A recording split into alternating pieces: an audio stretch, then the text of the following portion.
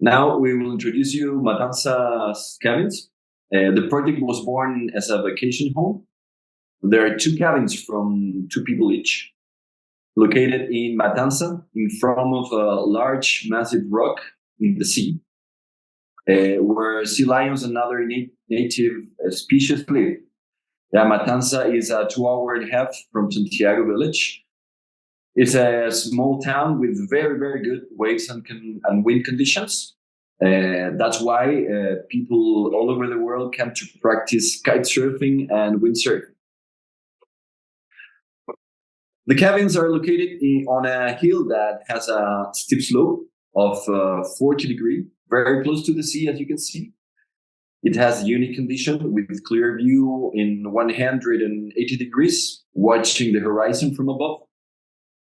This position gives the name to the cabins. The cabins have Chilean birds' names. La Loica and La Tagua are Chilean birds' name. La Tagua has an interior surface around 24 square meters and is located 60 meters above from the sea. And this is La Loica, the other cabin, the other tiny cabin, and the smallest one, with 19 square meters inside, and it's 80 meters above the sea. Now we'll talk about the strategies. Well, the 2 cabins have similar strategies, and we will explain step by step how they are implemented on the land, using La Loica as an example. Well, the cost of construction is very tight, and the inclination of the land, 40 degrees, requires important foundations. And together with the engineer, we decide to make 8 specific foundations that are inserted 3 meters into the hill. It was not easy. And from these foundations, vertical supports appears, and they are connected in all directions. Well, a grid of impregnated pine wood is woven as a support for a deck, 3 meters wide by 10 meters long, and which transform on the first habitable level of the cabin. Well, it's a simple and economical strategy. And on the first habitable level, there is a terrace that serves as an access to the cabin. And this terrace has panoramic views and is directly connected to the interior of the cabin, transforming into a balcony patio. And the terrace is located in the north, protected from the strong winds by the construction. Well, inside the cabin, there is a small living room, a kitchen with a small dining bar, and a bathroom. You can see it's very simple. Yeah. And all the first floor spaces with sea views. Yeah, you have a big windows. And wooden stairs, like a boat stairs, take you to the second level. And here is the master bedroom, open and connected to the first level. Well, it's like a double high space, like a loft. And the cabin is very small, but it has no interior walls. It is a single open space. And here you can see the double height expanding the interior spatial sensation. In blue. And well, the west side of the second level is closed, controlling the sun and heat in the afternoon. Well, a simple rotation movement roofs the access and directs the views toward the large rock in the sea. And another rotation movement gives the master bedroom a balcony facing the south. And well, the shape of this balcony increases the verticality of the project, similar to a lighthouse that seems to observe the landscape. Well, here we see the access to La Loica. The cabins were covered with recycled oak taken from all train lines. And this inert material was treated with petroleum oil, providing stability and resistance to the marine corrosion. The cabins are so close to the ocean. And well, we are inside of La Loica here, and you can see the boat type stairs that join the two levels. It is a single connected space. And here is a view to the north and the relationship of the interior space and the terrace, expanding the living room. You need to expand all spaces, all work together. You grow a little bit because of the size of this little tiny cabin. Yeah. Here we can see La Loica and its rotated balcony. The vertical proportions gives the impression of a lighthouse, as we said, contemplating the horizon. Well, and here we can see La Tagua, the largest of the two cabins. La Tagua used this square wooden frame to consolidate the access and roof the entrance. The top of the square lights up at night, and this light can be seen from all directions.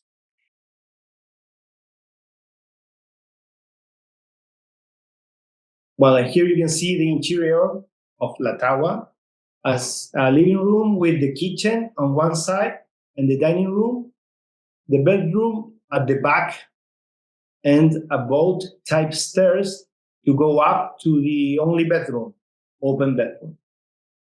Okay, well, and this is the view from the bedroom. In the background, you can see the big hill, and in front of the bed, a small balcony to have that feeling of dominance and, well, and the immensity.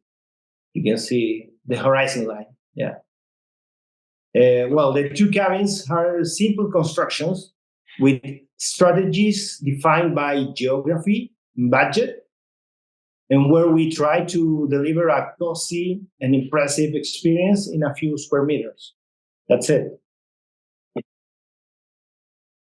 Such a picturesque view. Like, if you did anything else to the site, like everyone got mad. But this works perfectly. But what's your first priority in designing a small cabin? You can imagine it's very different process, and it can be hard if you don't consider like some certain things. Well, the first consideration of this project is to not move much the hill, not to touch the sea very much, because so that we decide to use only this like long legs to put with only 8 feet or like two only foundations to because rains and the weather makes the hill salts remove. Yeah, so that was the main idea. So we went to the site and we analyzed where these long legs have to be stands, because it was not very easy to build in these conditions. So this idea of to not to touch the hill decides decides the size of both cabins. Yeah, because if we move one of these long feet more to the north, we have a big rock, so we can't break the rock. So we define just this a little site to build this little construction. And we always work with constructions conditions. So we think about how the people, the builders will sleep, how we can get with the elements, how we can put the materials all that decisions, all that issues make appears the idea of these cabins, because when the client bought the site, have no streets to get in. We have to build a path to go to get to the site, because it was only nature space with no entrance. So it was very difficult to conceive these two cabins. Did you get it? Yes. And I think you spent the most of the budget on the foundation. Am I right? Like, it was the most costly, probably. Yeah.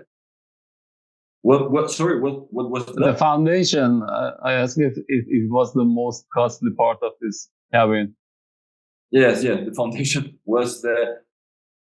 I don't think the expensive part of the building, but it's take a lot of time to make this platform to put the foundations. But if you want to talk about more on interior space, the fact that you use very simple material and very simple placement helps a lot in the smaller spaces. Like, you don't have that much space to make it busy, and it's not going to work like that. But here, with like such a small considered movement, you can make a very good like interior spaces too. Yes, we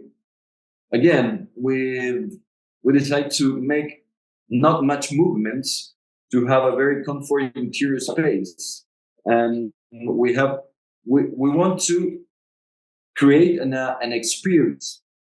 So Chile is a wood production country. This in Matanza is one. It's a very important production wood area. So we build this both little cabins with the material of the area of the zone, and we work with people of the area that they're not much prepared to build and a very difficult construction. So again, we work with all these elements to decide the concept of the construction of the project. And the client bought the place, and it's not a family place, of course, because it's so dangerous. And he decided to build 2 tiny cabins for 2 people each one, and that's the reason of the size of the cabin. Yeah, I'm curious about projects like this, because I've seen also like other projects on a hill where you don't get to have many neighbors, and I'm just curious how was the client able to select the site? Did they own this whole plot of land, or did they select this specific lot where only those houses were built?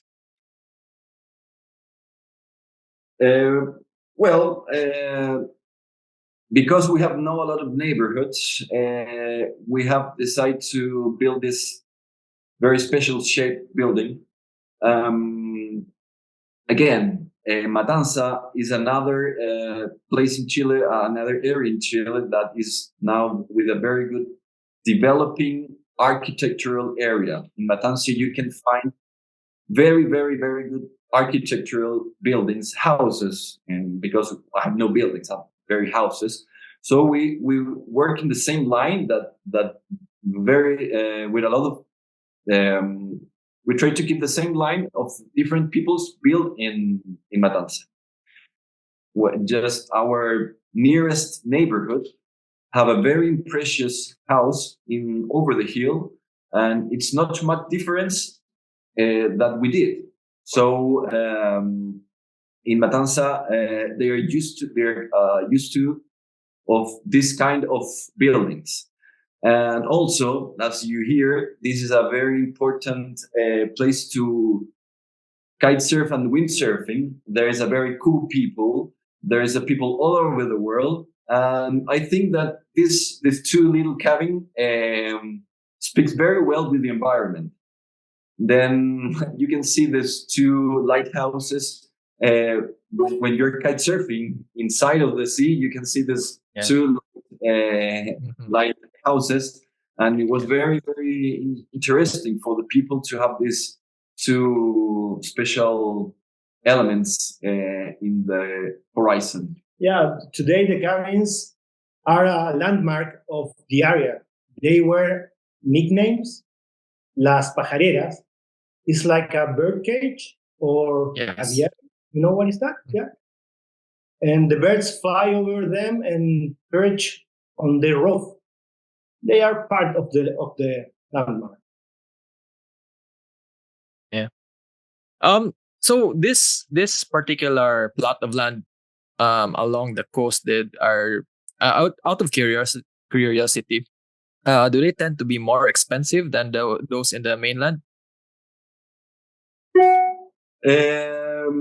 Well, talking about the business, I think for the client this was a very good opportunity to buy. But now if you want to buy a site in the same condition, you have to pay a lot. Yes, but especially this project was not that much. Yeah, got it. And then this particular island, maybe I miss it, but do you have to ride a boat to get to here, or is it just along the edge of the whole land of Chile? No, well, the island we talked about was in front of these cabins. It's when you stand in the first floor of the cabin. If you look in front, you see this big island with the all nature species. But it's conservative. How you say? It's a conservation island, nature island. It's a conservation nature. So you cannot swim or go to this place. Yeah, and I guess it is also where you took the inspiration of the names of these houses, right? The birds I read from your text. And I'm curious, since you mentioned earlier that your foundations were built 3 meters down the earth, which is quite deep. Is it something common in most houses? Because I believe Chile is prone to earthquakes. So is that how you usually do your foundations, or is it only for this particular project? No, where as you said, here in Chile have very we are earthquake zone. So all construction in Chile are very structured. And as I told you, I live in Spain, and in Spain they have no earthquake, and you can see the difference between the conception of the structure. For example, in Spain they have no beams. They have no beams. They have just columns and platforms. You have no beams. Here in Chile, we work with a very, very solid structures, and even though these two boxes are quite not heavy, needs these big foundations to support a possible of earthquake.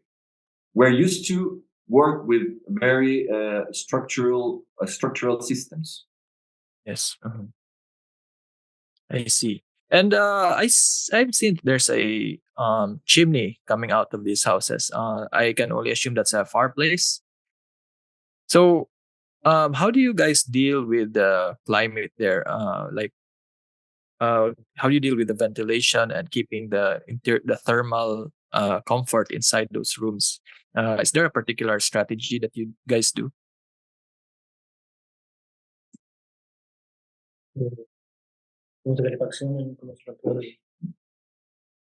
So well, we work with two ideas.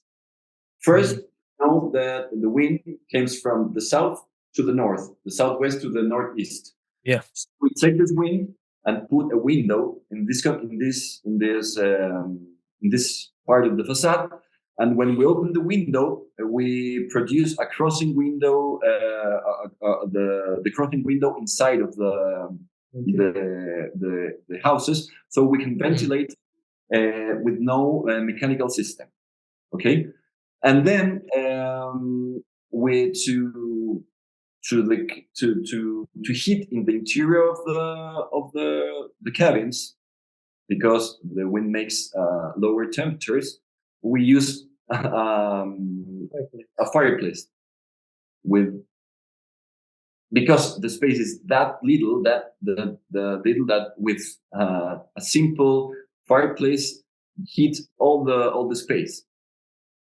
It's very simple. Yeah. And of course, all the construction walls have isolation, and then the wood we work have very special conditions to work in this area, because protects the corrosion of the sea, and take care of all the elements in the facade. I see. Mhm. Maddie. Yeah. I have one question. Did you mention both of this cabin belongs to one person, or one person bought the land and make this?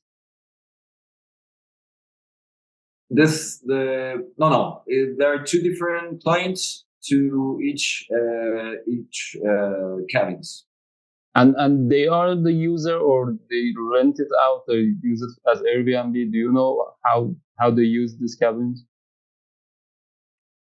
I think they have to have its own real estate business, because these are the most famous Chilean cabins in Airbnb. Yeah, So because the view is like perfect, and the design works really well for Airbnb. Like, I can imagine you would put out one picture of here and it's booked for the year. Yeah. They want to build the best nature experience in front of the sea. They want people feel like they're flying over the sea, and that's why they are very good. How do you say? They're very good reception to the people that visits the cabins. I think there is a very good business from the owners. Yeah. Have you guys have ever thought of like making some cabin for yourself and rent it? Yeah, we have been thinking about it.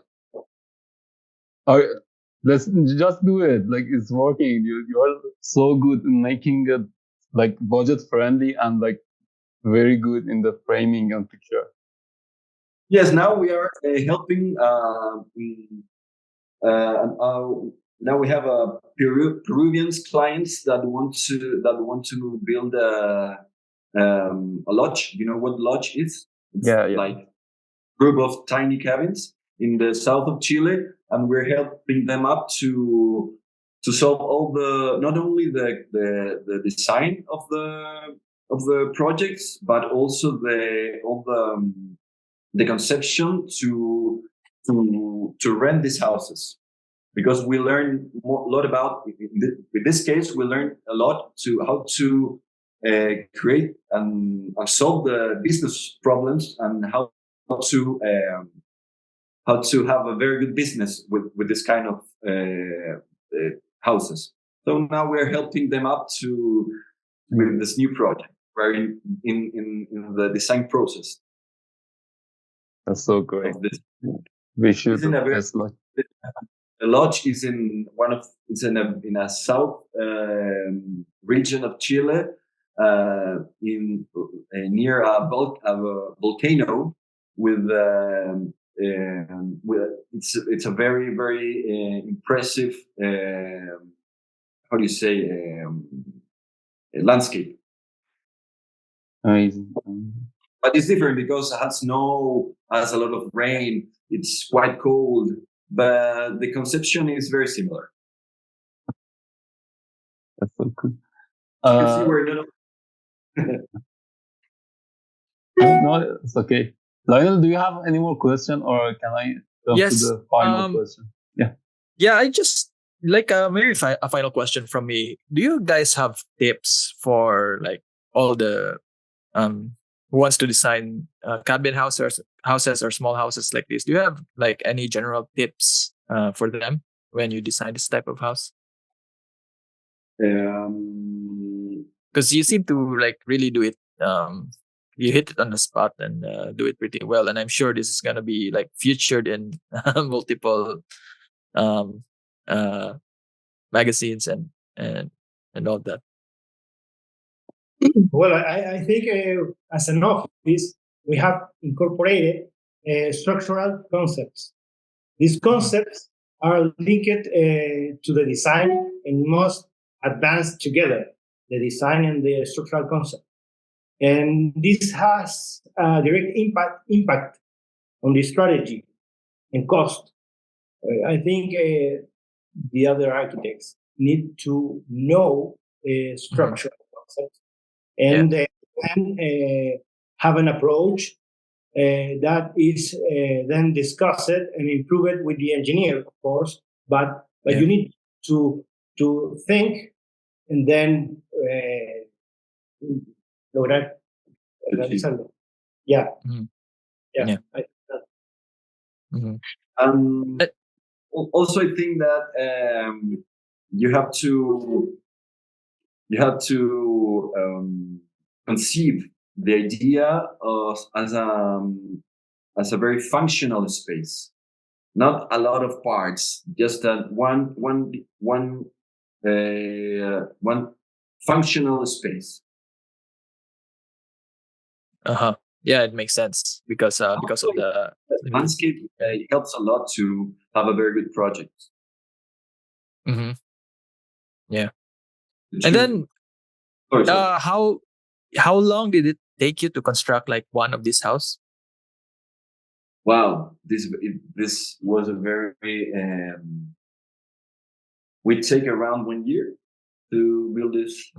Yeah. One of the house would take just 1 year because all of the I understand because of the challenges of the materials bringing into the site. Yeah, and the very challenging construction process.